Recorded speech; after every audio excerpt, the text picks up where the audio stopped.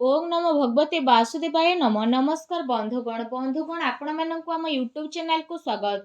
बंधुगण आज भिडियो आमे आपण मानक कहवाक जाऊँ 25 और 26 तारीखर दिन आपणकर किपरि सब्यस्त हेबो ता सहित जदि कहबा ए दुई दिन रे ଆପଣଙ୍କ ପାଇଁ ବିଶେଷ ଭାବରେ କିପରି ସ୍ଥିତି ରହିବ, କେଉଁ ସବୁ ଜିନିଷରେ ଆପଣଙ୍କୁ ଫାଇଦା ହେବ, କେଉଁ ସବୁ ଜିନିଷରେ ଆପଣଙ୍କୁ ସାବଧାନତା ଅବଲମ୍ବନ କରିବାକୁ ପଡ଼ିବ, ଆପଣଙ୍କର ଲଭ୍ ଲାଇଫ୍ କିପରି ରହିବ, କ୍ୟାରିୟର କିପରି ରହିବ, ବିଜନେସ୍ ଆଉ ବ୍ୟାପାର କିପରି ରହିବ, ତା ସହିତ ସ୍ୱାସ୍ଥ୍ୟର ମହତ୍ତ୍ୱପୂର୍ଣ୍ଣ ଇନଫର୍ମେସନ୍ ମଧ୍ୟ ଆମେ ଆପଣମାନଙ୍କୁ ଭିଡ଼ିଓରେ କହିବୁ।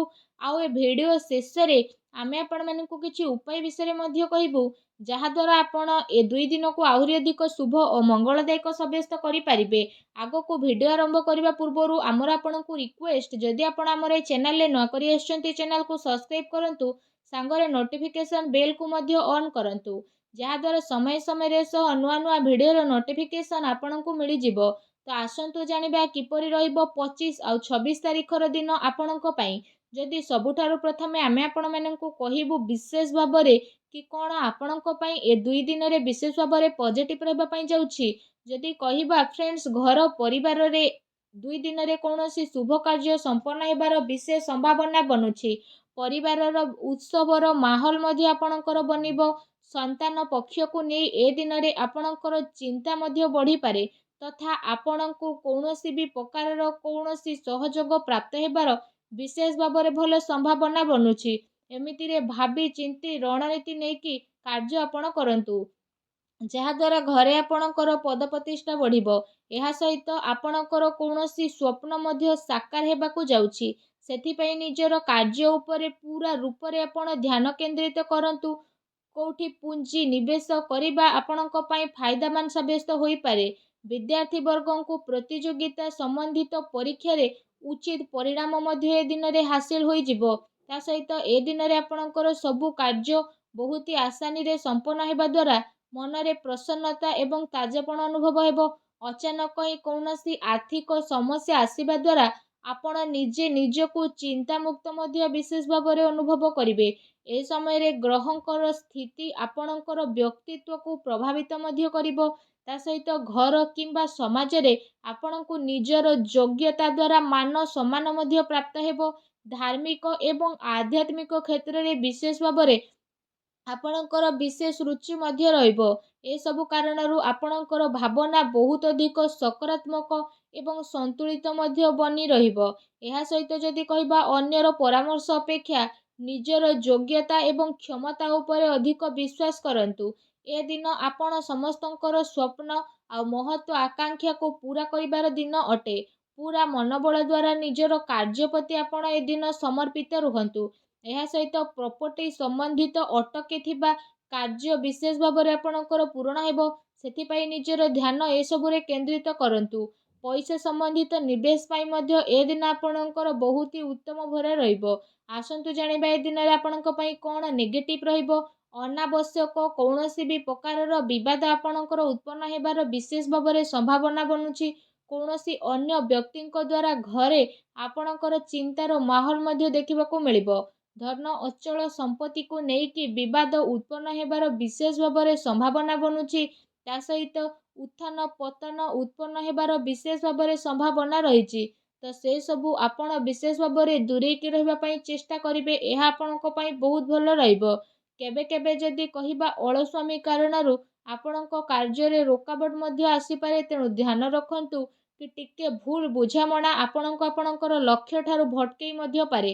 କୌଣସି ପ୍ରକାରର ଦ୍ୱିବିଧା ସ୍ଥିତିରେ କୌଣସି ଅନୁଭବୀ ବ୍ୟକ୍ତିର ପରାମର୍ଶ ଆପଣଙ୍କ ପାଇଁ ଫାଇଦାମାନ ରହିବ। ଏହା ସହିତ ଆପଣଙ୍କୁ ଗୋଟେ କଥାର ବିଶେଷ ରୂପରେ ଏହା ଧ୍ୟାନ ରଖିବାର ରହିଛି କି କେତେଥର କଠୋର ବାଣୀ ଦ୍ୱାରା ଆପଣ କିଛି ଲୋକଙ୍କ ଭିତରେ ଭୁଲ ବୁଝାମଣା ମଧ୍ୟ ଉତ୍ପନ୍ନ ହୋଇପାରେ। ସେଥିପାଇଁ ନିଜର କଥାବାର୍ତ୍ତାରେ ଲଚିଲାପଣ ଆପଣ ରଖନ୍ତୁ। କାମର ଅଧିକତାର ପ୍ରଭାବ ଆପଣଙ୍କ ଶରୀର ଉପରେ ବିଶେଷ ଭାବରେ ପଡ଼ିବ। ସେଥିପାଇଁ ଆପଣ ଲଗାତାର ଆରାମ କରନ୍ତୁ। ଏହା ସହିତ ଯଦି କହିବା ଇଗୋ ଏବଂ ଅତି ଆତ୍ମବିଶ୍ୱାସର ଭାବନା ଆପଣଙ୍କର ମୁଖ୍ୟ କମଜୋରି ରହିବ।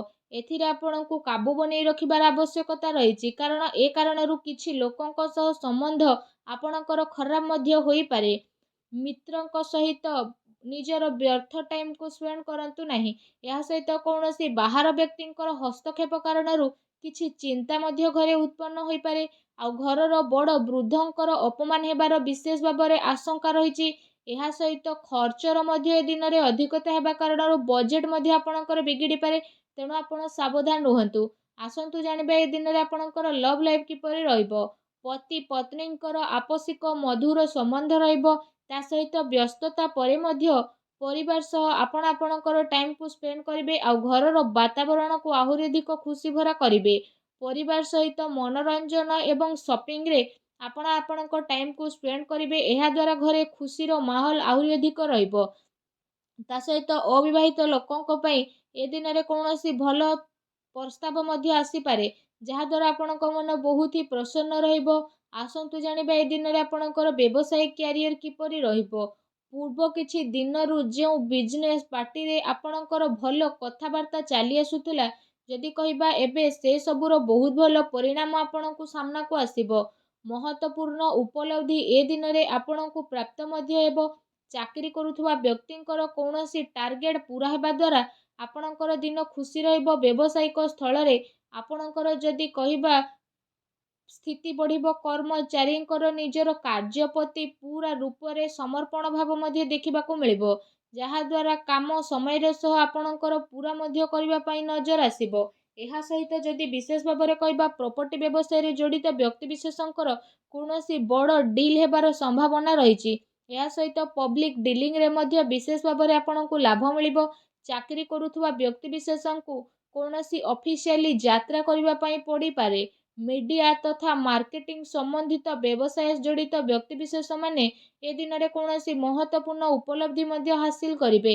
ସେଥିପାଇଁ ନିଜର ସମ୍ପର୍କ ସୂତ୍ରଙ୍କ ସହ ଅଧିକରୁ ଅଧିକ ଟାଇମ୍କୁ ବ୍ୟତୀତ କରନ୍ତୁ।